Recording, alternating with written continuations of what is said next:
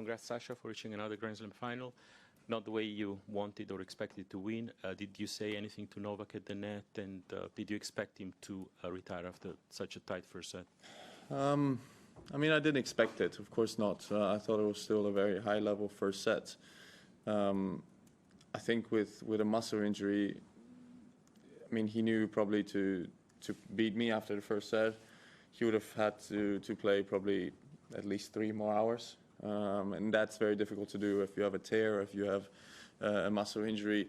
It's difficult to continue playing at high intensity because it doesn't get better.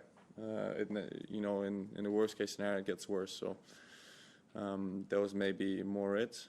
But again, as I said on the court, I have nothing but respect for him. I absolutely admire him, and yeah, it's the way it is now.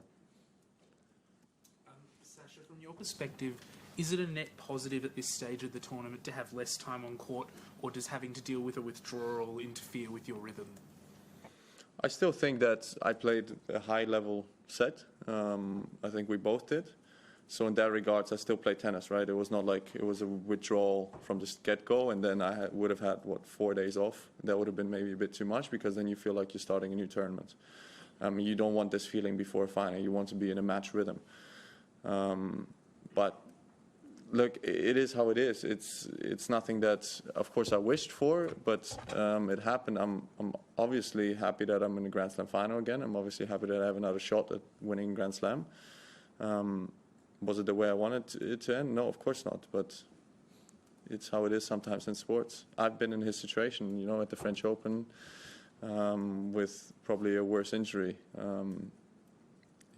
It's life, it's sports, life goes on. After the French Open final, yeah. you came in and did a press conference, and the last thing you said was, in comparing yourself to him, to Carlos Alcaraz at the time, you said, I have to look at myself and I have to look at the team that I have and see what I can do to become at the same level. I just wondered, in the months that have followed since then, what you did do. I hired Jess Green as a new physical trainer. My old physical trainer was one of the best physical trainers and one of the best people that I knew. He got some health issues, unfortunately, and then gave me the opportunity to hire Jess Green again. And I was always very proud and very,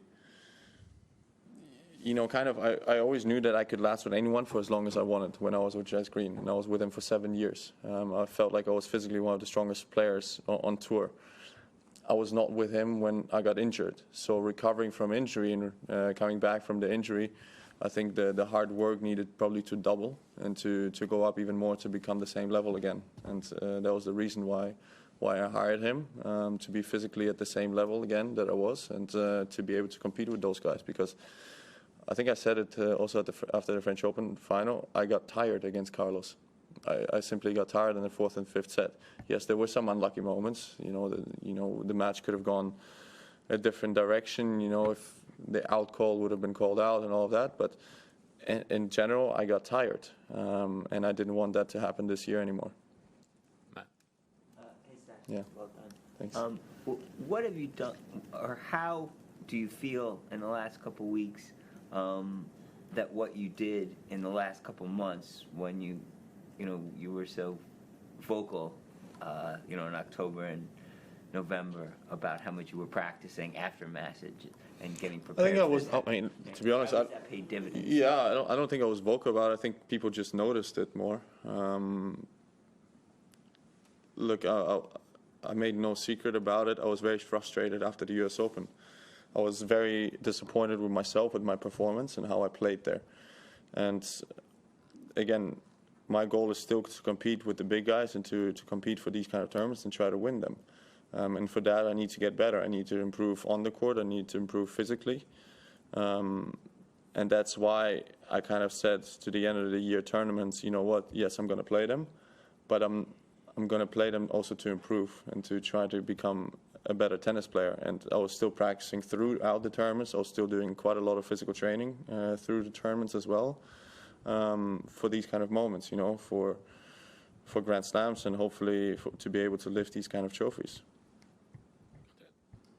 Yeah. On court, you said that you had a chat with Novak in Shanghai last year. Yeah.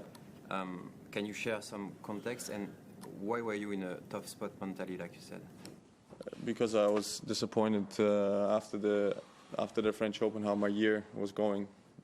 I was not winning tournaments anymore. I was, again, US Open, I keep going back to US Open, but US Open was extremely disappointing to me because I thought I had a big chance to go very far there, to make it to the finals, and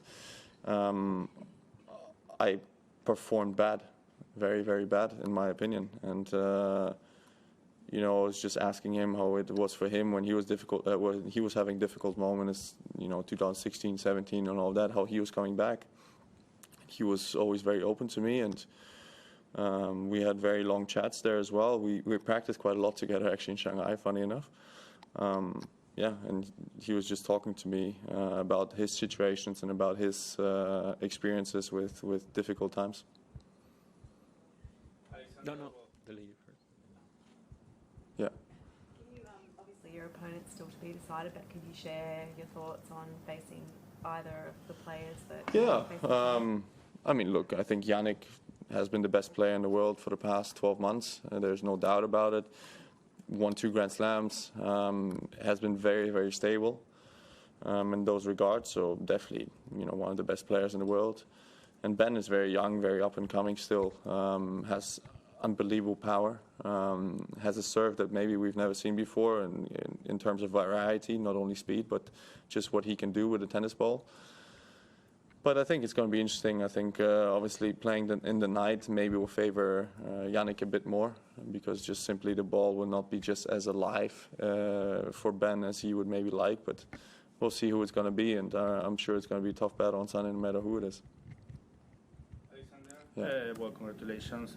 Novak said he definitely wants you to win on Sunday, and he's not the only one who said that going to be cheering for you and who wants you to win your first major. In such an individual sport, how does it mean for you to have the support from the other tennis players? Yeah, it means a lot to me, especially from Novak, I think, who I admire and respect so much.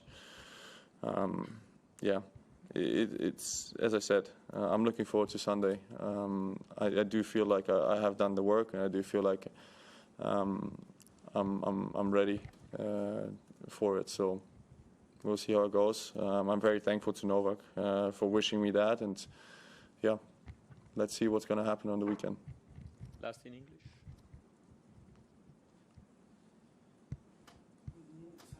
Some people have criticized Novak for stopping the game quite abruptly.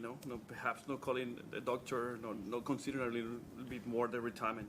Would you have handled that situation differently? No, because Novak knows his body better than anyone else.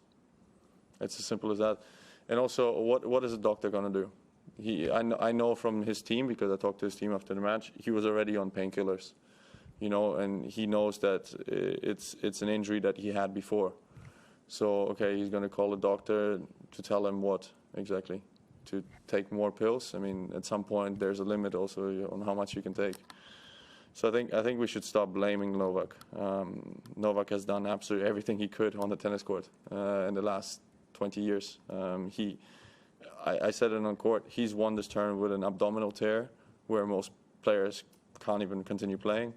He's won this tournament with a hamstring tear, you know, so he's a 10-time champion. I think we should all just respect that in a way, because there's nobody in this sport's history who has won and who has done as much as him. So I think, yeah, there's nothing more to add.